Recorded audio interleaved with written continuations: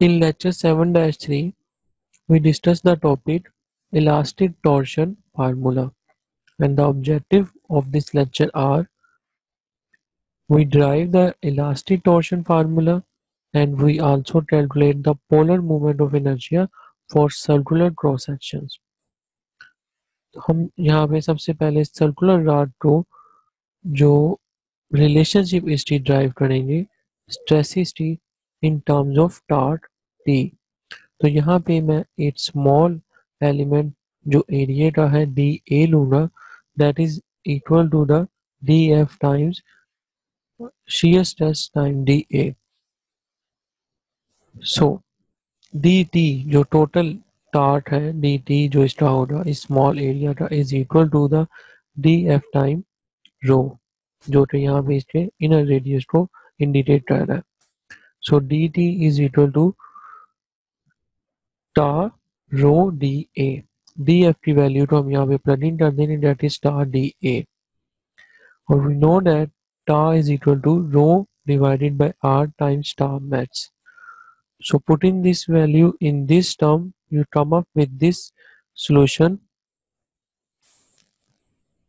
that is dt is equal to tar max over r times rho square dA.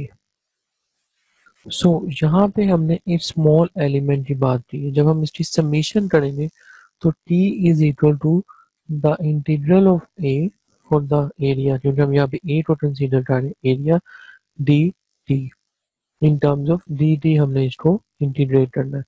तो हम इस dt की value को जब इसमें एंटर करेंगे तो इंटीग्रल ऑफ a इज जो है वो और टाइम्स dt की जो वैल्यू है वो टा मैक्स ओवर r टाइम्स रो स्क्वायर dA हो जाएगी, और ये जो टर्म है हम इसके अंदर टा मैक्स ओवर r इसको हम इस इंटीग्रल से जब बाहर निकाल लेंगे तो इस तरह से हमारे पास इसकी इक्वेशन ड्राइव हो जाएगी, और जो integral a rho square dA है इसको हम j कह रहे हैं, that is the polar moment of inertia. So t is equal to tau max over r times j, or you can say tau max is equal to tr over j.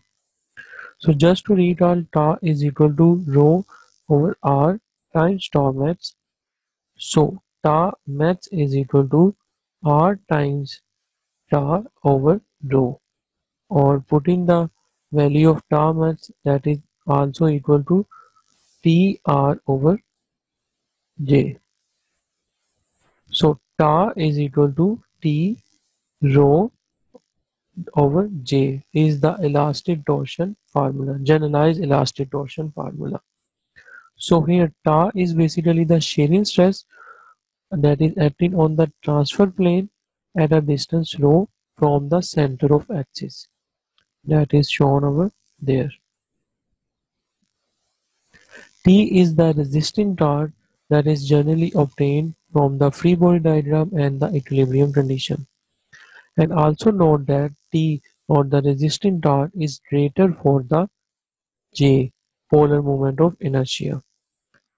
So J, the polar moment of inertia, is larger when we have more area further from the axis of rotation over there. जब हमारे पास ज़्यादा area होगा उतना ही ज़्यादा हमारे पास polar moment of जो rotation है वो यहाँ पे इनर्शिया जो है उसका हमें मिलेगा।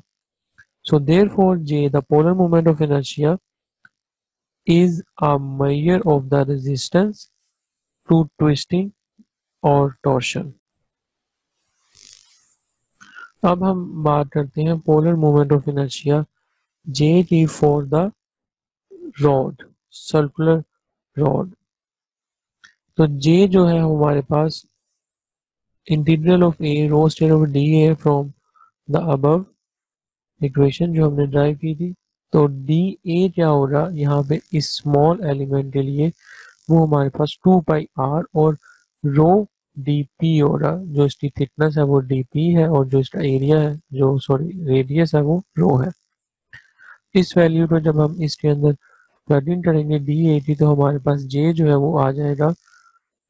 अब जो हमने इसको 0 से आर तक इंटीग्रेट करना है तो 0 से आर आ जाएगी, रो स्क्वायर 2 पाई रो डी रो, यहाँ से 2 पाई को हम बाहर निकाल लेंगे और इसकी इंटीग्रेशन करेंगे रो ट्यूब डी रो टी 0 से r। इंटीग्रेशन करने के बाद हमारे पास ये सोल्यूशन आ जाएगा, that is j is equal to pi r की पावर 4 ओवर 2। और r को आप प्लग इन करते हैं इसके अंदर, वैल्यू d बाई 2d, यहाँ पे 4 है और ये 16 ओवर 2 32, तो ये j जो है हमारे पास d टाइम्स मतलब d की power 4 times pi divided by 32 is the solid circular cross section के लिए हमारे पास पोलर मोमेंट ऑफ इनर्शिया होगा। And for the case of polar circular cross section आप सिर्फ आउटर रेडियस को इनर रेडियस से माइनस कर देंगे। यहाँ से आउटर रेडियस को इनर रेडियस से जब आप माइनस करेंगे तो आपके पास इनर होलो सर्कुलर क्रॉस सेक्शनल का पोलर मोमेंट ऑफ इनर्शिया आ जाएगा।